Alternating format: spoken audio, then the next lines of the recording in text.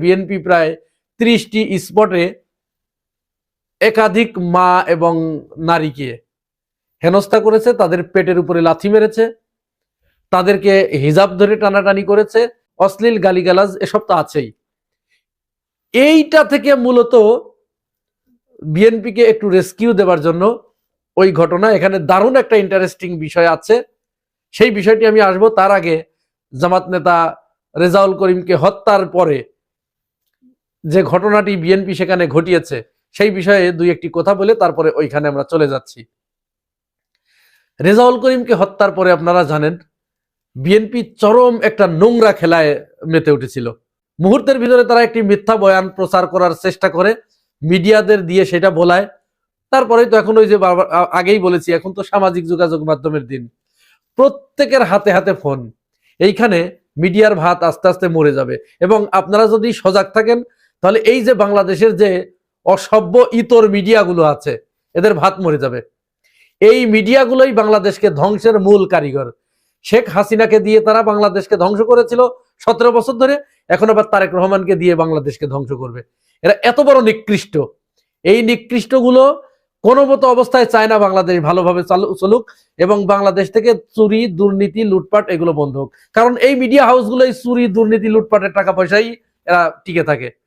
যার কারণে যারা চাঁদাবাজি করে, যারা লুটপাট করে, যারা দুর্নীতি করে, এরাই তাদের কাছে ভালো।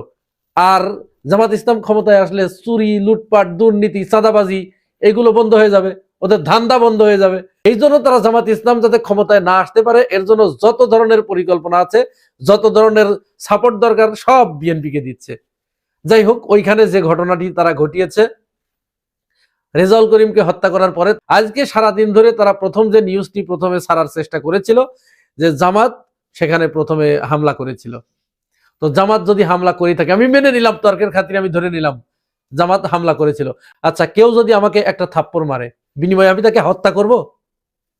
নাকি বড় জোর আমি তাকে হয় 2টা থাপ্পড় দিতে পারি। আমার যদি খুব বেশি হেডম শক্তি বা ইয়ে থাকে তাহলে আমি 2টা থাপ্পড় দিতে পারি। কিন্তু আমি যখন তাকে হত্যা করে ফেলবো তখন তো আমি আর মানুষ না, আমি অমানুষ, আমি পশু। এটাই তো প্রমাণ হয় নাকি?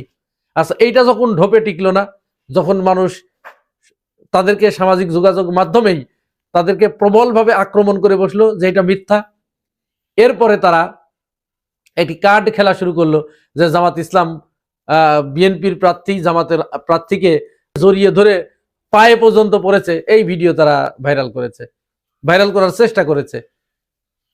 তো এই ভিডিও তো আমরা দেখেছি। এখানে বাদল পরিষ্কার করে বলেছে যে আপনি আমাকে এখান থেকে পালিয়ে চলে যেতে বলছেন। আমার এই কর্মী বাহিনী, এই যে এতগুলো কর্মী বাহিনী এখানে, তারা আমি কি তাদেরকে অরক্ষিত অবস্থায় ফেলে আমাকে পালিয়ে চলে যেতে বলছেন? আপনি আপনার লোকগুলোকে সরাই দেন, আমরা নিরাপদে বের হয়ে যাই। 16 সেকেন্ডের একটা কাটপিস তারা প্রচার করেছে যে বিএনপির প্রার্থী জামাতের নেতাকে পায়ে জড়িয়ে ধরেছে, তারপরেও সে কর্ণপাত করে নাই, সে ওই দিক দিয়েই যাবে, সে ওই দিক দিয়েই যাবে, যার কারণে গ্যাঞ্জামের সূত্রপাত হয়েছে। এখানে আমরা আরো একটি কথা বলে রাখতে চাই, এই ঘটনার প্রায় 4 ঘন্টা কিন্তু জামাতের প্রার্থীদেরকে এবং তার নেতা কর্মীদেরকে একটা ফাঁকা রাস্তায় তারা আটকিয়ে রেখেছিল। তারা সেখান থেকে তাদের, এবং পরিষ্কার আমরা শুনতে পেয়েছি সেনাবাহিনী এবং পুলিশের একজন ওসি বলছে আমরা আপনাকে নিরাপত্তা দিতে পারবো না। তোমরা নিরাপত্তা দিতে পারবে না, তোমরা আঙ্গুল চোষো। এবং পুলিশের ওই কর্মকর্তা বলছে নেতাকে যে আমরা আপনাকে প্রয়োজনে গাড়িতে করে নিয়ে যাচ্ছি। তখন জামাতের নেতা পরিষ্কার করে বলেছেন যে আপনি আমাকে নিরাপত্তা দিচ্ছেন, আমার জীবনের চেয়ে হাজার হাজার গুণ বেশি মূল্যবান আমার এই পিছনে যে সমস্ত নেতাকর্মী আছে তারা। এইটা যখন ঢোপে টেকে নাই, সর্বশেষ তারা যে নিকৃষ্টতম কাজটি করেছে, ভাই নিকৃষ্ট কাজ করলে তার ধরা পড়তেই হবে। মিথ্যা কথা এটা স্থায়ী হয় না।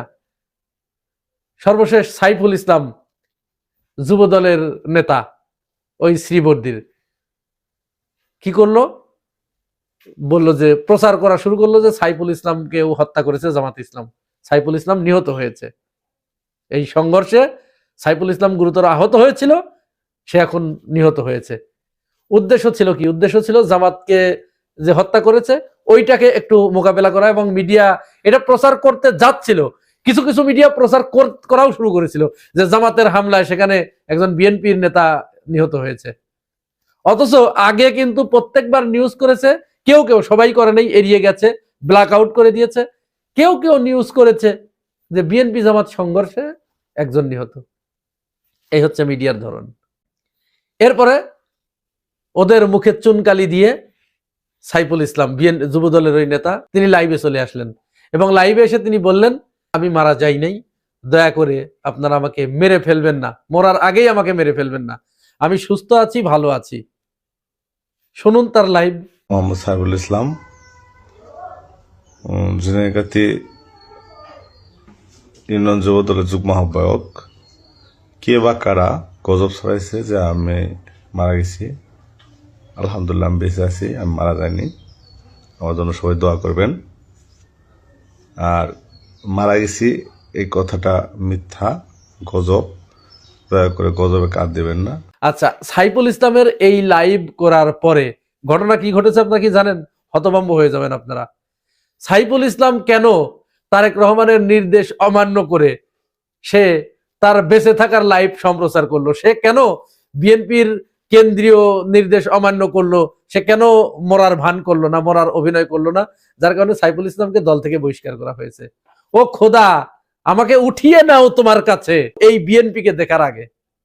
শুধু ওইখানেই নয়, বিএনপির হাতে এই একই দিনে গতকাল কুমিল্লাতেও তারা নিজেরা চাঁদার টাকা ভাগাভাগি করে একজন বৃদ্ধকে কুপিয়ে হত্যা করেছে গতকালই। ওই রেজাউল করিমের নিহত হবার কারণে ওই খবরটি আসে নাই। এই নিয়ে 5 আগস্টের পরে বিএনপির হাতে 220 জন নিহত হলো। এই হচ্ছে বিএনপি। আর ছাত্র দলের হাতে একজন তেজগাঁও কলেজের শামীম হত্যা করেছে এদের। এবার চলুন আমরা